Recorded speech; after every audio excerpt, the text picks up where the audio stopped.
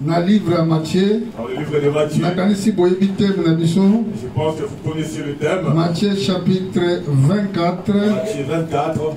Tokotanga na verset 1 tina 4. Nous allons lire à partir du 1er et 4e verset. Bible que La Bible nous dit, comme Jésus alla sortir du temple, ses disciples s'approchaient pour lui faire remarquer la construction. Mais il leur dit, voyez-vous tout cela? Je vous le dis, en vérité, il ne restera pas ici pierre sur pierre qui ne soit renversée.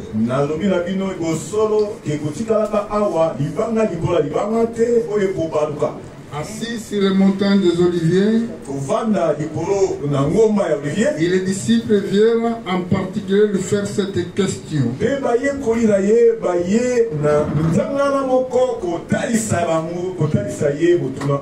Dis-nous, quand cela arrivera-t-il? Et qui sera le signe de ton avènement et de la fin du monde. Amen. Amen. Prenez place, asseyez-vous. Est-ce qu'il y a de la joie? Est-ce qu'il y a de la joie? Maman, oui, papa. Madame, Qu'est-ce qui donne la maison, la joie dans la maison?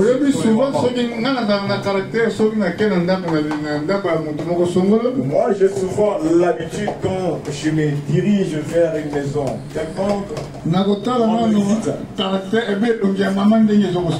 regarde d'abord premièrement le visage de maman, de madame. Et si maman n'a pas la joie, je me dis cette maison n'a pas. Parce que c'est la maman qui donne la joie dans la maison. Alléluia. Amen. Les mamans ont une particularité. Même si quelqu'un meurt, vous allez voir que la façon dont les mamans pleurent, c'est plus. Même quand le Seigneur est mort, c'est simplement les mamans qui ont accompagné jusque dans les cimetières. Mais les papas, tous sont fuis. Pourquoi je pose la question, est-ce qu'il y a la joie parmi nos mamans? Que Dieu vous bénisse richement. Amen. Amen. Amen. Alors, c'est quoi le rôle de ces modèles? La paix, de comme il y a la joie, je vous souhaite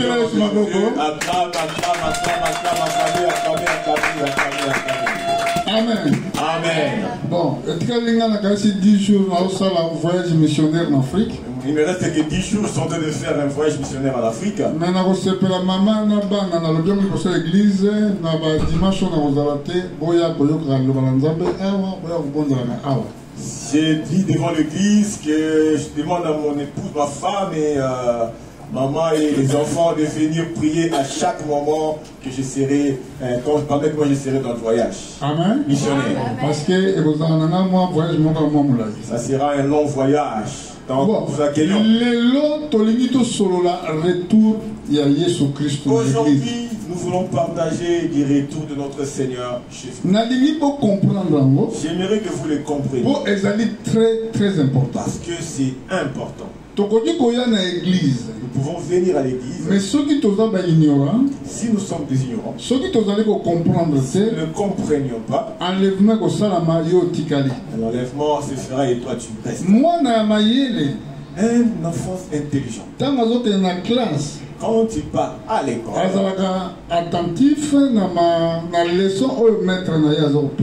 il est attentif d'écouter la leçon de son maître. Je sais que tu connais ces écritures. Mais je vais parler de ça autrement.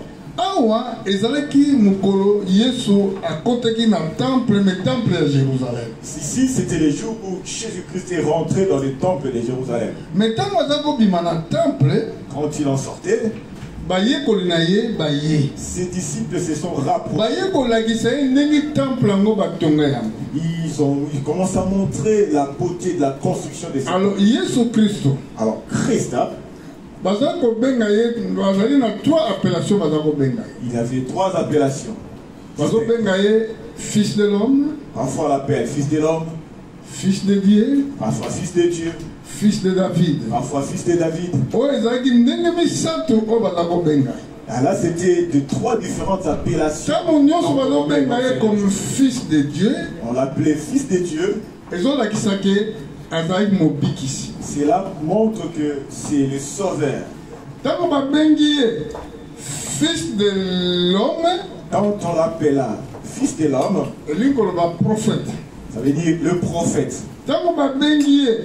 Fils de David, quand il l'appelait fils de David, cela veut dire qu'il a signification chaque appellation. Chaque appellation avait un contenu, une signification. Mais si vous remarquez, temple. Écoutez, remarque ici qu'il est en train de sortir. Et quand il sortait du temple, les disciples se sont dit, ils sont dit comment, regarde comment la comment c'est beau. Alors, Jésus Christ étant que prophète. Alors, Christ étant que le prophète, il a dit, regarde, voyez ce temple. Amen. Amen. Est-ce que vous comprenez quand on a utilisé l'appellation de Jésus-Christ comme prophète? Vous avez compris, comme je dis Jésus en tant que prophète. 3 appellations très significatives. 3 appellations distinctes, très significatives. Fils de Dieu. Fils de Dieu. Fils de l'homme. Fils de l'homme. Fils de David. Fils de David. Bon, si Dieu le permet, on pourra peut-être développer. Mais on a 45 minutes. On n'a que 45 minutes. Si le Seigneur permet et qu'on y retourne, on va encore aller davantage. On lui a montré comment le temple est construit. Et lui, il répond en tant que prophète. Il dit, voyez comment ce temple. Je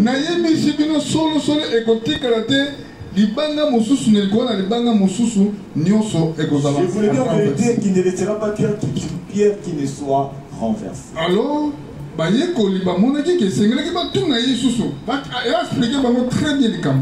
les disciples se sont rapprochés de Jésus pour poser la question, pour qu'il explicite. Et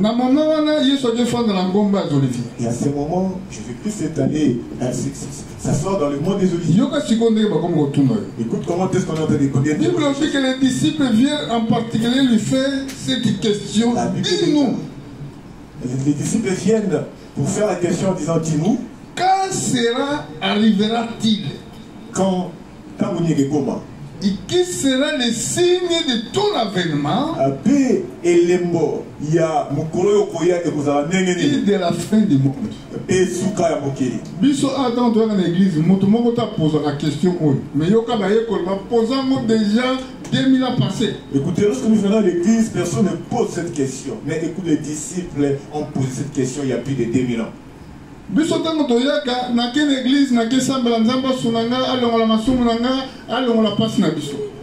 nous venons à l'église, c'est pour que Dieu puisse enlever tes péchés et enlever ta souffrance. Mais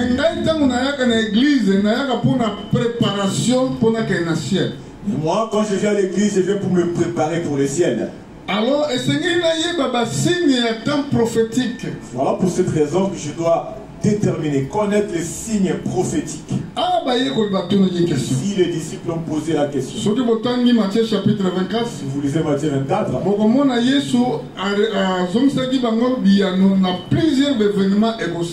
et Jésus-Christ a donné la réponse dans plusieurs événements qui vont s'y dérouler. Mais si on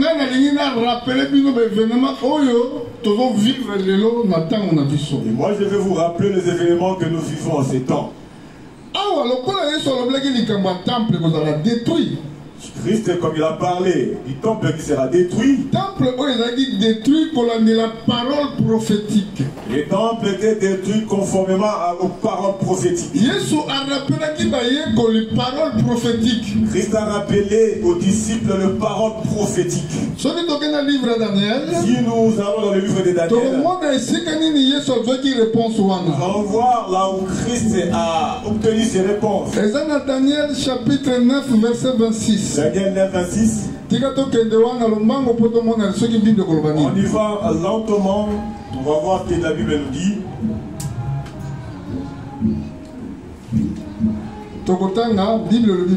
La Bible dit ceci. Après 62 semaines, où elle sera retranché, il n'y aura pas de successeur. Le peuple d'un chef qui viendra détruira la ville et la sanctuaire. À sa fin arrivera comme par une inondation. Il arrêtera que le dévastateur durera jusqu'au terme de la guerre. Awa, Yesu, Daniel a montré que l'empire romain est détruire la ville de Jérusalem, le temple de Jérusalem. Ici, Christ a vu comment est-ce que l'empire romain allait détruire le temple de Jérusalem et la ville de Jérusalem. Daniel a montré en tant que prophète. Et Daniel l'a vu en tant que prophète. A comment qu'il y a presque 62 semaines à Daniel. Il a prédit 62 semaines. Tango empire romain est détruire le temple de Jérusalem. Parce que l'empire romain viendra pour détruire le temple de Jérusalem. Après, ce que tu as dit au monde en sous. Et ensuite, si nous voulons encore le voir. Ce que tu as dit chapitre 11. Le livre de Daniel. Le livre de Daniel. On va voir comment la Bible est. Je suis en train d'appeler votre connaissance, votre intelligence pour voir dans quel temps on est en train de vivre. Et que nous devons faire attention à ne pas négliger ce que je suis en train de vous dire. Verset 31, chapitre 11. Il est écrit dans le verset 31, chapitre 11. Bible dit, des troupeaux se présenteront sur son ordre.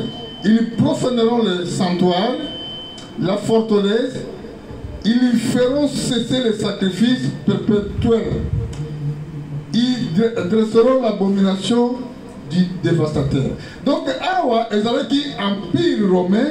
Moutou et Seigneur qui a détruit le temple à Jérusalem. Ici, il s'agissait de l'empire romain qui devait détruire le temple de Jérusalem. Alors, on a évité ce qui nous voyait que le temple on est à Salomon et ça qui déjà détruit. Je ne sais pas si vous connaissez que ce temple était détruit. Le temple on a été déjà 2 fois. Ce temple a été reconstruit 2 fois. La première fois, c'était Salomon qui a.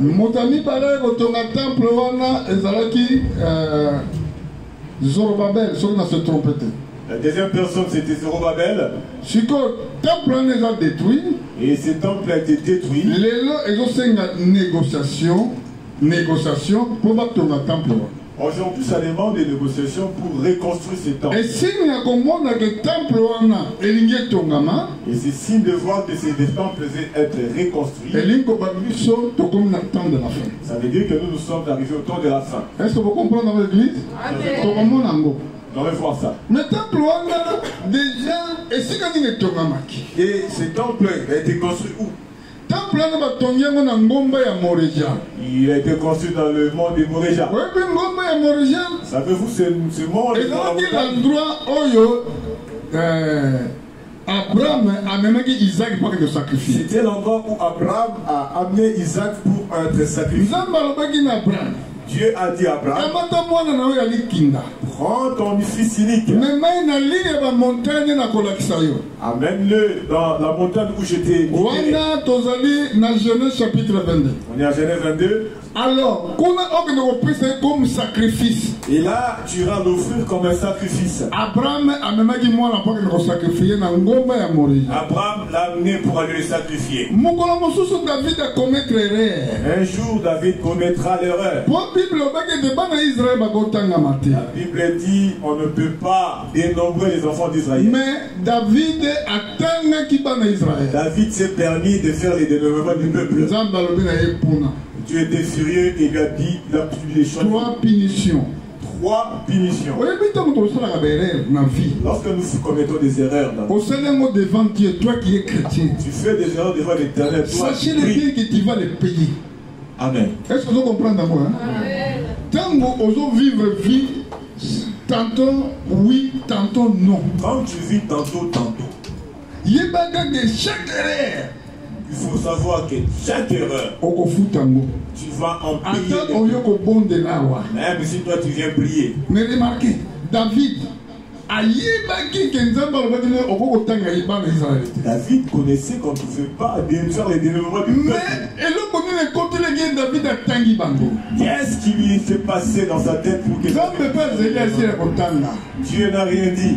Quand Dieu a fait qu'il termine, lorsqu'il a fini, il lui a envoyé un prophète. Prophète Gad. Alors, Il lui a dit de choisir 3 types de punitions. Première punition, il va être poursuivi, pourchassé par ses ennemis pendant 7 ans. 7 ans de famine. Après 3 ans. On va dire ça comme les Écritures nous le disent, pour ne pas dire ce que moi je pense. 2 Samuel chapitre 24. 2 Samuel 24. Total, la punition Nzambe alobaki na David. On va lire les punitions où Dieu a parlé à David. Donc, le verset 12 n'intéresse. Verset 12. Va dire à David, ainsi par l'Éternel, je te propose 3 fléaux, choisis 1. Je te frapperai. Gad alla vers David. Il lui fit connaître la chose, il disant, veux-tu cette année de la famine dans ton pays, ou bien 3 mois de fuir devant tes ennemis, et que te poursuivent, ou bien 3 jours de peste dans ton pays. Maintenant choisis et vois ce que je dois répondre à celui qui m'envoie.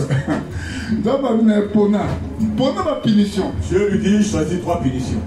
7 ans, Yanza. 7 ans de famine dans ton pays. 3 mois. 3 mois où tu verras que la défaite de tes ennemis vont 3 jours. Il y a malade m'appelle en boca. Soit 3 jours de peste dans ton pays. C'est qu'on a retourné l'église. Maintenant je demanderai si c'était toi. On te pose cette question. Alléluia maman. Amen. Est-ce que ça va? Amen. Alléluia. Amen. Qu'est-ce que tu allais choisir? Et quelle de punition allais-tu choisir? La Bible nous dit David a pris aucune punition. David n'a choisi aucune. Il s'attendait à ce que Dieu puisse. Ange a envoyé l'ange de la mort. Et l'ange de la mort a commencé à frapper. Les gens commencent à mourir. Ils ont commencé à mourir. David voyait que le champ. David a sans force. Il était sans force. Quand toi tu fais le mal, quand tu marches correctement, et tu vois personne te voit, tu vas payer d'une manière. Ici, David, Dieu n'a pas vu qu'il était roi. Dieu n'a pas vu qu'il était le serviteur selon son cœur. Alléluia, Église. Amen. Alors voilà, quand l'ange commence à frapper, Tomoni Amen, Église. Amen. Tous à la concentrer. Ça va concentrer. Alors, Thomas Guinini, Qu'est-ce qu'on a vu?